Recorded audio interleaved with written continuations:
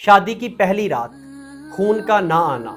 अगर कोई बच्चा आपके पास है तो हैंड फ्री लगा के इस वीडियो को देखिएगा। कुछ रोज़ कबल एक खतून ने मुझसे राब्ता किया जिसका कहना था कि शादी के 2 दिन बाद उसे तलाक दे दी गई, जिसकी वजह शादी की पहली रात ब्लीडिंग ना होना थी। ये सिर्फ शायद उस खातून का मसला नहीं, आज एशिया के अंदर, आज हमारे पाको हिंद के अंदर बहुत से घर इस वजह से उजड़ जाते हैं कि शादी की पहली रात अगर खून ना निकला तो हमारी बीवी 2 नंबर है या हमारी बीवी को किसी ने पहले से यूज़ किया।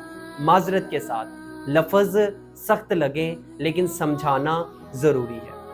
आज आपको इस चीज़ की हकीकत बताऊंगा कि ये जो खून का कंसेप्ट है ब्लीडिंग का, इसके पीछे साइंस क्या है, इसके पीछे हिकमत क्या है।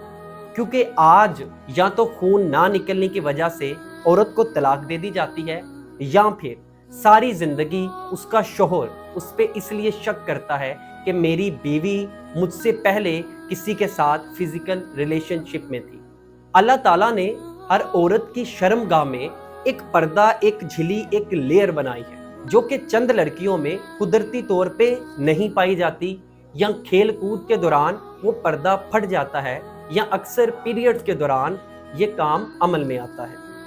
मैं यहाँ पे इस चीज़ से डिनाई नहीं कर रहा, कुछ लोग 2 नंबरियां भी करते हैं, कुछ औरतों ने शादी से पहले भी ये गुनाह किया होता है, लेकिन शादी का रिश्ता एतमाद के ऊपर टिका होता है।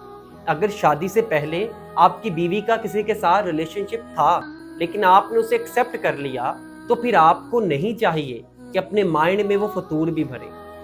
और अगर आपकी बीवी आपके निकाह में होते हुए आपके हकूक में खयानत करे तो वो नाकाबिले माफ़ी है, इस चीज़ को भी मैं एक्सेप्ट करता हूँ। लेकिन ये सारी सूरत हाल क्यों बनी? ये शादी की पहली रात, खून निकलना ना निकलना, औरत 2 नंबर है, यूज़फुल है, ये सारी जो मिथ है ना, ये हमारे गली मोहल्ले नुकरों में बैठे हुए नौजवानों ने एक दूसरे को बताई।